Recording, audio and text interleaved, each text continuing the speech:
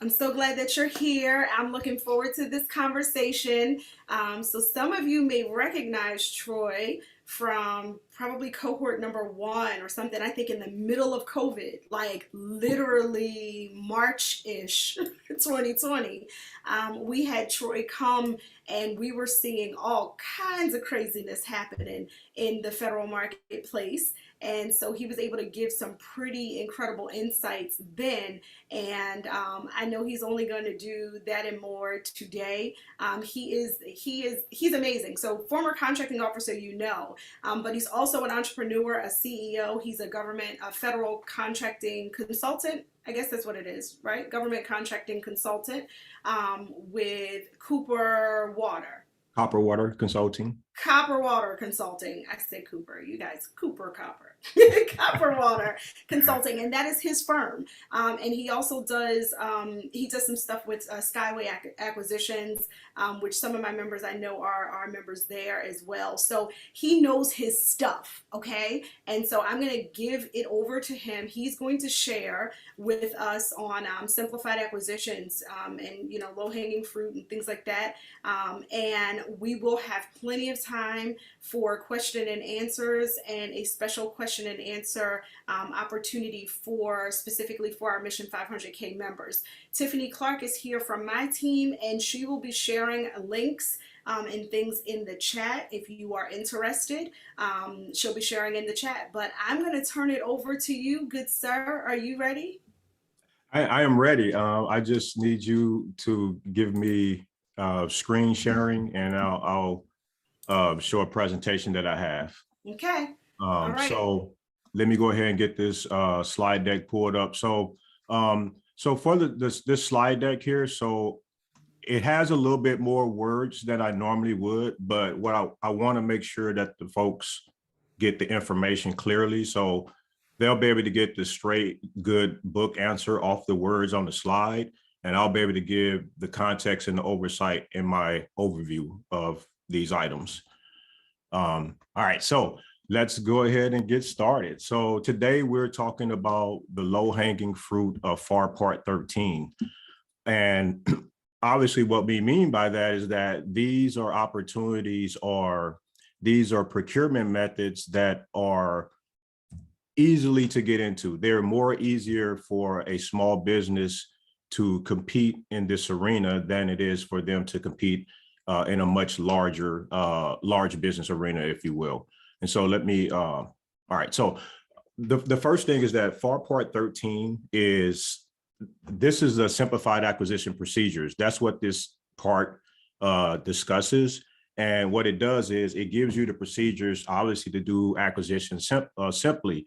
So basically, it gives you the procedures of how to procure supplies and services, to include construction, research and development, commercial services and products, all of that. Pretty much anything that anyone here on the call sells, you could buy it within simplified acquisition procedures. Now, I want to make a distinction before I move on, just so everyone kind of has a good perspective of where we are. So think of government contracting as three ways to buy. Now, I'm oversimplifying this, but I'm doing it just so we kind of know where we're at. So we have FAR Part 13, which is what we're discussing today. We also have FAR Part 14, which is sealed bidding. Like they ask for invitations for bid and stuff like that. So that's one way of buying, and it has its own rule sets. And you also have FAR Part 15, which is contracting by negotiations. And that has its own set of rules.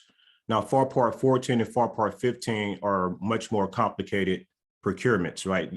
There's more involved. So this is why FAR Part 13 is considered to be the low-hanging fruit, is because, as you can see here on the screen, the whole purpose is to streamline the procurements and reduce the administrative burden.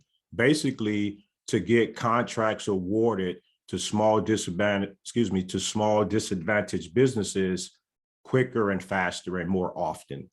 That's the whole goal here. So this is actually gives the government the right and the actual task to find companies like us out in the market to do their procurements under simplified acquisition procedures. Now, the policy here, I put this here to reiterate the point that I just made, is that agencies are to do simplified acquisition procedures to the maximum extent practicable. Whenever you see to the maximum extent practicable in federal government, that means that every chance you get, to the point of what the words mean, you're supposed to be looking to try to do this thing. So in other words, every procurement that comes up that's below the simplified acquisition threshold, which is $250,000, it's reserved for small business. And that means that they have to try to find a service disabled veteran or small business, or a hub zone business, or 8A, or some type of small business administration designated disadvantaged business. Okay, so, and for the record, there's only like 10 slides, so we'll spend a few minutes on each slide. The plan here is to go kind of quick, because I want to leave a lot of time for questions.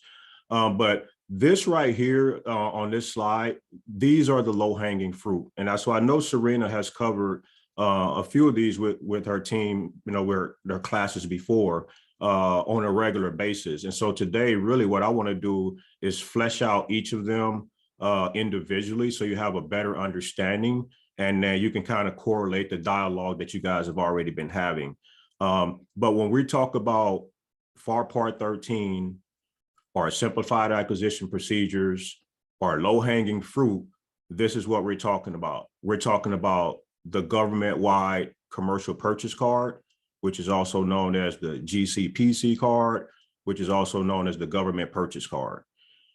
They issue purchase orders, and purchase orders are not really contracts. They're purchase orders. They're kind of like agreements. They have terms and conditions. There's an offer, there's acceptance. You have a purchase order. And then we have BPAs, impress funds, and the rest there that we'll cover. All right, so down to the nitty gritty. So the government-wide purchase card can really be taken advantage of. This card is authorized to make simple purchases that are up to the micro purchase threshold. So the micro purchase threshold is $10,000.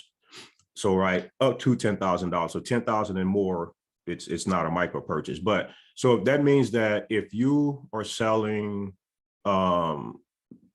let's say you're selling office supplies, and what you're selling is like $8,000, the total value of all the products that you're selling is $8,000. Well, the government agency or the person you're selling it to in the government, they could use their credit card to buy that. Now, the real benefit here is that, number one, they don't have to be a contracting officer or a contracting professional to use the credit card.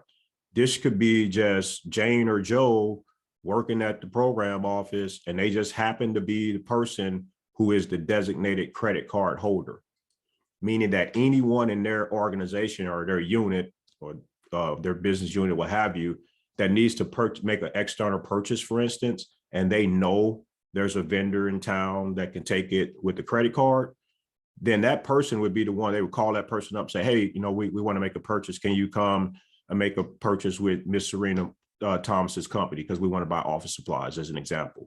That is totally allowable. And another key thing to remember is that micro purchases and credit card purchases do not have to go to the contracting office. So this is huge, because most of the administrative burden comes by going to the contracting office, right? Because there are rules and regulations that have to be followed, which is the FAR, the Federal Acquisition Regulation. The FAR is like the Bible for contracting. And so that is what guides everything. So anytime you can get, in this case, we're talking about buying and selling. So anytime you can get the government to want to buy your product and you don't have to go to contracting, you want to capitalize on that as much as possible. That is what I would call I don't say it's not a critical path, but in our world, that is the path of least resistance, I would say. So a government credit card is like a path of least resistance. there is less regulatory stuff that you got to go through, right? Less red tape to get through.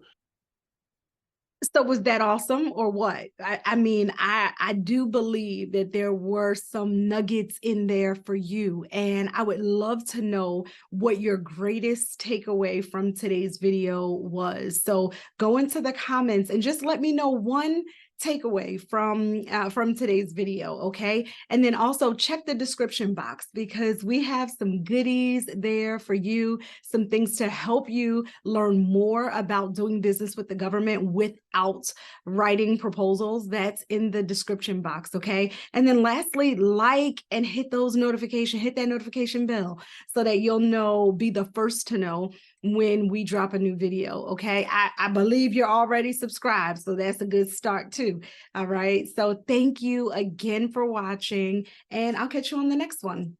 Until then, let's go get it.